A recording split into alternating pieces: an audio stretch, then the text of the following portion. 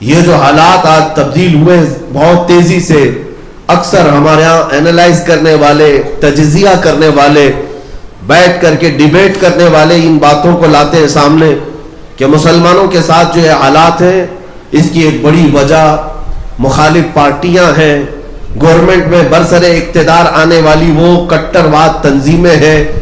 تم ڈاکوؤں کو کیا بلیم کرتے رہو گے؟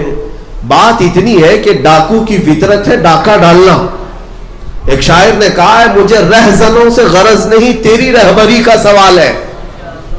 چور تو چوری کرتا ہی رہتا ہے، آپ کیا کر رہے تھے اس وقت یہ پوچھا جائے گا۔ آپ اپنے سامان کو بکھرا ہوا چھوڑے ہوئے تھے، ظاہر سی بات ہے اپنے گھر کے آنگن میں آپ اپنا سونا چاندی سارا مال لا کر رکھے اور گھر میں سو رہے ہو، چور آ کر چوری کر لے جائے تو گالیاں چور کو دو گے کہ چور میرے گھر کا سامان اٹھا لے گیا؟ بلکہ غلطی تمہاری ہے کہ جس سامان کی حفاظت تم پر ضروری تھی تم نے آنگن میں کیوں اس کا اظہار کیا؟ یہی حالات ہے میرے عزیزوں۔ ان کفار و مشرکین بدبخت اور ظالموں کو ہم کوس رہے ہیں، ان کی عادت آج سے نہیں، ابو لہب سے بھی یہی چلتا آ رہا ہے، ابو جہل سے بھی یہی چلتا آ رہا ہے، یہ کوئی نئی بات نہیں۔ موب لنچنگ آج کے زمانے کی ایجاد نہیں، کوفہ والوں نے کیا موب لنچنگ نہیں کی تھی؟ ایک امام مسلم بن عقیل کو سارے کتوں نے گھیر کر قتل کیا، ان کے سر کو گورنر ہاؤس پر لٹکایا، یہ موب لنچنگ ہی تو تھی۔ ہانی بن عروہ کو قتل کر کے کوفہ کے بازاروں میں گھمایا، یہ موب لنچنگ ہی تو تھی۔ آج کی ایجاد نہیں ہے، یہ پچھلے کئی صدیوں سے ظالم اپنے ظلم پر اور کافر اپنے کفر پر اڑا ہوا ہے۔ سوال صرف تمہارے متعلق آتا ہے کہ تم آج اتنی تیز کیسے بدل گئے؟ اس لیے کہ جب ہماری تعداد 313، 414، 1000، 2000 کی ہوتی، لیکن دشمنان اسلام پر ایک ہیبت طاری ہوتی تھی، ایک ہیبت طاری ہوتی۔ میں نے ایک انگریز مفکر کی لکھی ہوئی تاریخ کو دیکھا جس نے صلاح الدین ایوبی کی تاریخ لکھی ہے۔ وہ جرمن کا رہنے والا یا اٹلی کا رہنے والا، اس نے یہ لکھا ہے کہ میں نے پوری تاریخ میں ایسا شخص نہیں دیکھا کہ صلاح الدین کے پاس ایک وقت ایسے حالات آ گئے کہ 12,000 کا صرف اس کے پاس لشکر رہ گیا تھا۔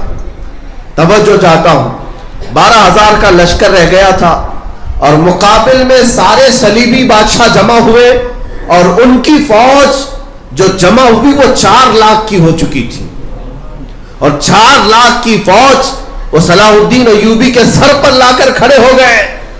اور صلاح الدین کے پاس راستہ کیا تھا؟ یا تو بھاگ جائے میدان چھوڑ کر، یا تو ان سے صلح کر لے اور علاقے دے دے۔ لیکن اس مرد قلندر کو ہزاروں سلام اپنے مجاہدین سے پوچھا کہ تم تعداد دیکھ رہے ہو 4 لاکھ کی اور ہم 12,000 ہیں، اگر ملٹیپل کیا جائے تو پتہ نہیں کتنے گنا ہو بڑھ جائے، کئی گنا بڑھ جائے۔ صلاح الدین ایوبی کے ساتھ جو مجاہدین اسلام تھے، جو نوجوان تھے، انہوں نے صرف اتنی بات عرض کی کہ صلاح الدین آپ ہم سے اجازت کس بات کی لے رہے ہیں؟ کیا اسلام میں آج تک کبھی تعداد دیکھ کر کے جنگ کی گئی ہے؟ اگر تعداد دیکھ کر جنگ کرنی ہوتی تو رسول اللہ بدر میں کبھی نہیں جاتے۔ اگر تعداد ہی کا مسئلہ ہوتا تو خندق اور احد میں حضور جاتے ہی نہیں، ہر جگہ لوگ دشمنوں کی ہی میجورٹی تھی۔ اے صلاح الدین، ہمارے 12,000 پر ہمیں نہ یقین ہے اور نہ ان 4 لاکھ کا ہمارے اوپر خوف ہے۔ اس میدان میں ہمارے ساتھ جو کچھ بھی ہے وہ اللہ کا بھروسہ ہے، اللہ کی ذات پر بھروسہ ہے۔ مومنوں، اس بھروسے اور توکل کو چھوڑے بیٹھے ہو۔ آج کروڑوں کی تعداد تمہاری ہے لیکن ڈرے سہمے ہوئے۔ اس کی ایک وجہ یہی ہے، اس کی ایک خاص وجہ کہ جب تک آپ ان تمام حالات کو دیکھ کر کڑتے اور اندر ہی گھڑتے رہ جائیں گے، لیکن ان میں ایک بہت بڑا جو مسئلہ ہے وہ دشمنوں کا نہیں، جو کھلے ہوئے دشمن ہیں ان کا نہیں، جماعت کے اندر موجود جو غدار منافقین ہیں ان کا ایک بہت بڑا ایشو ہے مسلمانوں کی۔ ہر زمانے میں مسلمانوں کے اگر حوصلے کوئی پست کرتا ہے تو وہ دوسرا مسلمان ہوتا ہے، مسلمانوں کو اگر پیچھے ڈھکیلنے کی پلاننگ کرتا ہے تو مسلمان ہی آتا ہے۔ میرے مرشد گرامی حضور تاج الشریعہ رحمت اللہ تعالی علیہ نے ایک آیت کی تشریح بھی فرمائی اور ارشاد فرمایا. یہ 5ویں پارے کی آخری آیتوں میں سے ہے. اللہ تعالیٰ فرماتا وَلَن يَجْعَلَ اللَّهُ لِلْكَافِرِينَ عَلَى الْمُؤْمِنِينَ سَبِيلًا. اللہ کا فرمان سنا رہا ہوں. رب تعالیٰ فرماتا ہے اللہ ہرگز کافروں کو مسلمانوں پر غلبہ نہیں دے گا. بات توجہ کی ہے. اللہ فرما رہا ہے کفار و مشرکین کو اللہ مسلمانوں پر غلبہ کبھی نہیں دے گا. لیکن یہاں دکھا تو رہا ہے یہ حالات تو ہے. تو کیا قرآن جھوٹ بول رہا ہے؟ اللہ تبارک و تعالیٰ جو کہہ رہا ہے وہ کیا ہے؟ پھر ہمارے بزرگ مرشد نے یہ فرمایا تھا. ہاں اس کی تفسیر میں مفسرین نے فرمایا کہ اگر کافر کسی مسلمان پر غلبہ پاتا ہے تو وہ کسی دوسرے مسلمان کے ذریعے سے پاتا ہے. جب تک کوئی منافق اس کا ساتھ نہیں دیتا تب تک وہ براہ راست کبھی تم پر حاوی نہیں ہوتا. مسلمانوں اس بات کو سمجھنے کی ضرورت ہے. ان حالات میں جب نبی پاک صلی اللہ تعالی علیہ وسلم کی عزت پر اس قدر حملے ہو اور تمہیں یہ بتایا جائے کہ مصلحت یہ ہے کہ تم اپنے گھروں میں چوڑیاں پہن کر بیٹھے رہو، تو یہ وہی منافقین کی جماعت ہے، انہی غداروں کی جماعت ہے جنہوں نے صحابہ کو احد کے میدان میں جانے سے بھی روکا تھا. احد کے میدان میں جانے سے صحابہ کو روکتے رہے اور جب شکست کھا گئے صحابہ تو انہوں نے مدینے میں بہت بڑے بڑے پیمانے پر واویلے مچائے تھے کہ ہماری بات سنے نہیں، گئے اور پٹ گئے، دیکھو آ گئے، کٹ گئے، آ گئے. منافقین کی باتیں تھی. اللہ تبارک و تعالیٰ منافقین کو ظاہر فرمانا چاہتا تھا. وہ احد میں جانے کے تیار نہیں تھے. انہوں نے بار بار یہ کہا تھا ہم میدان احد میں نہیں جائیں گے، ہماری تعداد کم ہے، ان کی تعداد زیادہ ہے، اور کچھ پیچھے رہ گئے. 300 کے قریب وہ لوگ جو رسول اللہ کے پیچھے نماز پڑھتے تھے احد میں نہیں آئے، چھوڑ کر بھاگ آئے. اور پھر یہ مدینے میں کہنے لگے کہ ہم پہلے ہی سے کہتے تھے کہ ان لوگوں کو مارا جائے گا، پیٹا جائے گا. دیکھو احد کے میدان میں 70 مسلمان شہید ہو گئے، ہماری بات سنتے نہیں، ایسے ہی چلے جاتے اور ایسا ہو جاتا ہے ویسا ہو جاتا ہے. یہ جو پیٹرن ہے نا یہ آج بھی چلتا ہے، آج بھی چلتا ہے کہ ہم تو بولے تھے، پہلے ہی سے بولے تھے، کائے کو اس میں سر کھپانے کی ضرورت تھی. دیکھا مارا گیا ہے، پیٹا گیا ہے، کیسوں میں اندر چلا گیا، کیا ضرورت تھی اس کو؟ منافقوں تمہیں پتہ نہیں ہم اگر پیٹے جاتے تو صرف نبی پاک کے نام پر. تم کیا سمجھتے ہو حضور کی عزت کی بات کرنا اور گھر میں بیٹھ کر صرف نعرے لگانے کا نام محبت ہے؟ ہاں محبت اس وقت ہوگی جب بلال حبشی کی طرح تم بھی میدان میں گھسیٹے جاؤ، خبیب ابن عدی کی طرح تم بھی سولی پر چڑھائے جاؤ، تب پھر تو امتحان ہوگا، تب پتہ چلے گا.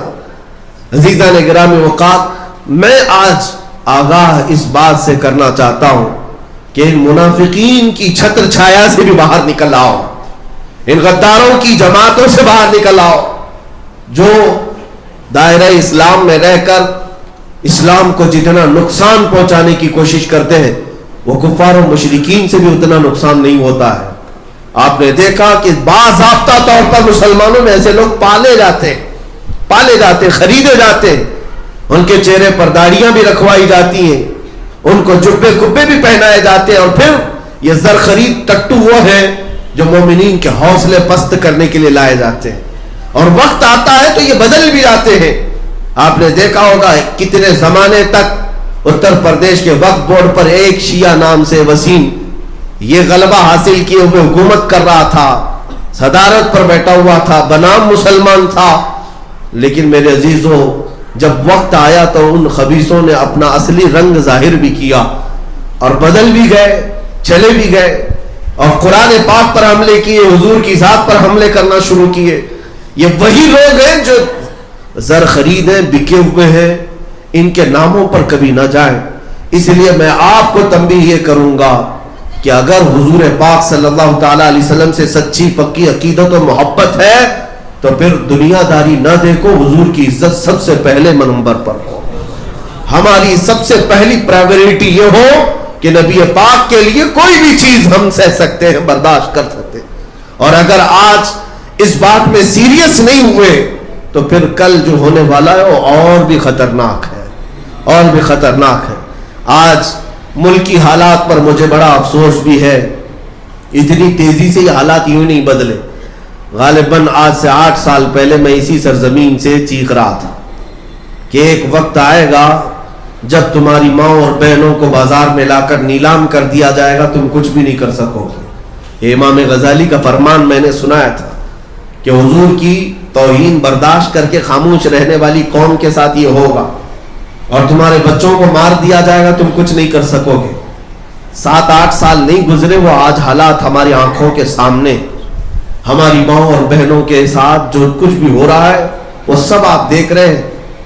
آپ کو پتا ہے کتنے ایسے یہاں پر آئی ٹی سے تعلق رکھنے والے جانتے ہوں گے باضابطہ ایپلیکیشن بنا کر جس میں مسلمان عورتوں کی ڈیل کی جا رہی ہے, مسلمان عورتوں کے اس میں بایو ڈاٹا رکھ کر کے انہیں نیلام کیا جا رہا ہے. اس عورت کے 50,000 قیمت ہے, اس کے 1 لاکھ قیمت ہے, اس کی 2 لاکھ قیمت ہے, اس میں ساری مسلمان عورتیں ہیں. یہ سب کون کر رہا ہے؟ یہ سلی ڈیل بلی ایپ, یہ جو نام سے مارکیٹ میں ایپلیکیشن دیے گئے ہیں, میرے عزیزوں سائبر کو سب پتا رہتا ہے. ایک ایپ کو ڈاؤن لوڈ, ایک ایپ کو رجسٹر کرنے کے لیے جب تک پرمیشن نہیں دی جاتی رجسٹر ہوتا نہیں ہے, سب پتا ہے. لیکن یہ باضابطہ پری پلان ہوتے جا رہے ہیں. کون کون سی چیزیں آج 8 سال کے بعد میں دیکھ رہا ہوں کہ ہماری ماں اور بہنوں کی عزت سلامت نہیں ہے.